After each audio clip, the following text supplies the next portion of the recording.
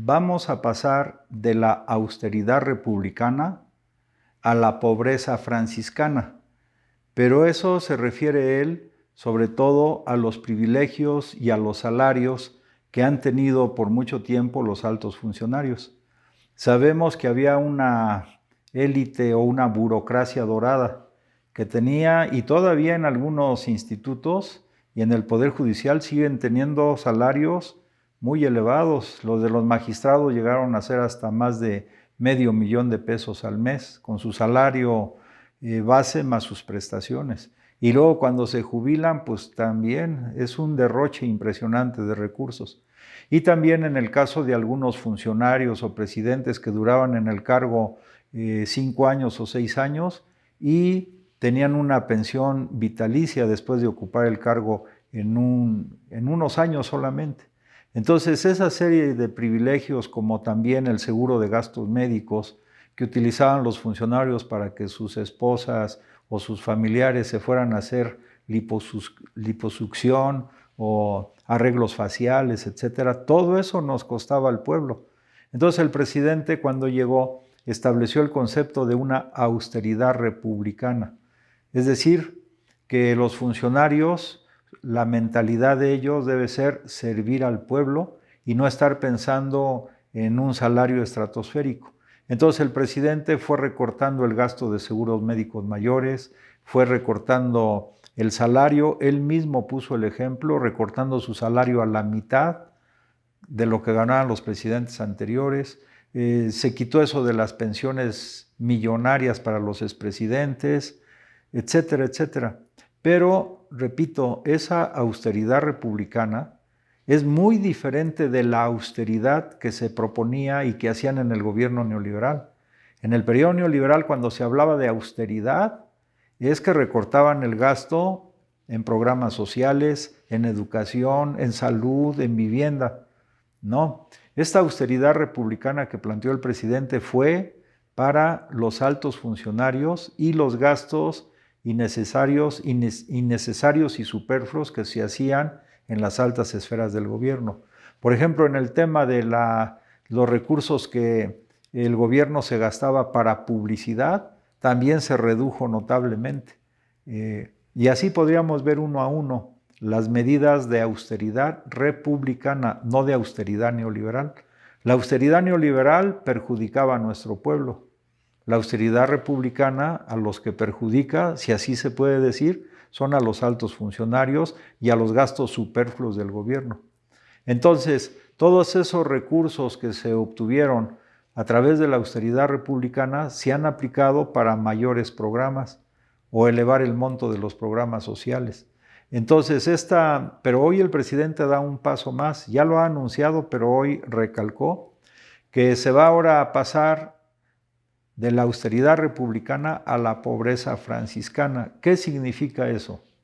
Bueno, nos hace pensar, por ejemplo, en el periodo en que gobernó el presidente Benito Juárez, donde los integrantes del gabinete, los ministros del gobierno de Benito Juárez, los propios ministros, cuando se rompía su traje, lo surcían ellos mismos y no lo tiraban y se iban a comprar otro traje. Al fin, pues eran altos funcionarios del gobierno. No, en este caso, pobreza franciscana significa, o lo entendemos así, recortar más las prestaciones, salarios que puedan tener los sectores de la burocracia del gobierno federal, del gobierno de México. No se vaya a pensar, porque ya lo estamos viendo, que los chayoteros van a decir que ahora el presidente quiere que todos los mexicanos caigamos en la pobreza franciscana. Eso es absolutamente falso. Digo, nos adelantamos porque ya sabemos cómo son.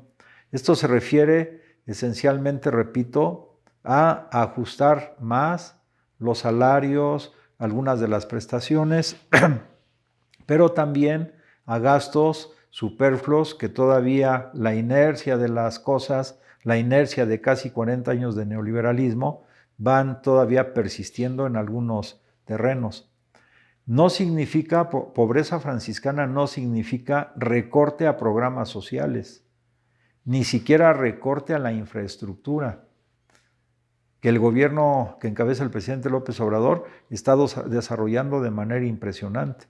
Ya no son solamente las obras de infraestructura más conocidas, el Aeropuerto Internacional Felipe Ángeles, el Tren Maya, el desarrollo del Istmo de Tehuantepec, o los distritos de riego en Nayarit, la central solar en Sonora, etc. Ahora el presidente anunció en estos días también la construcción de plantas de licuefacción para poder también aquí licuar el gas, enfriar el gas, licuarlo y poder exportarlo a otros países, sobre todo a Europa, que tanta falta le hace en este momento.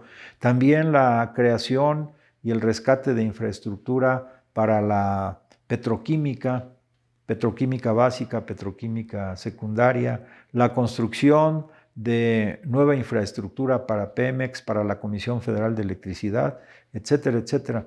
Entonces, pobreza franciscana no es recortar programas sociales ni recortar presupuesto para la infraestructura que tanto necesita nuestro país.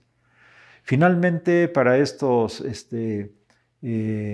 chayoteros y para los que los patrocinan y para los que están muy molestos porque el presidente de la República ha anunciado una nueva era para el país diferente y contrapuesta al modelo neoliberal, habría que decirles lo que el presidente también repite frecuentemente, lo que decía Tolstoy. Tolstoy decía, gobierno que no procura el bienestar del pueblo es una banda de malhechores. Y en México ya estuvimos cansados de malhechores durante 36 años del periodo neoliberal. Ahora lo que se requiere, y es lo que hace el presidente, es lo que él estipuló cuando en diciembre del 2011 publicó un texto que se llama Fundamentos para una República Amorosa. Gobernar con 3 principios: honestidad, justicia y amor. Amor, él lo detalla, a la familia, amor al prójimo, amor a la patria, amor a la naturaleza y amor a la humanidad. Cuando se gobierna con amor, no se está pensando en llenar los bolsillos por medio del presupuesto nacional, sino en servirle al pueblo. Y es la labor que hace diariamente el presidente de la República.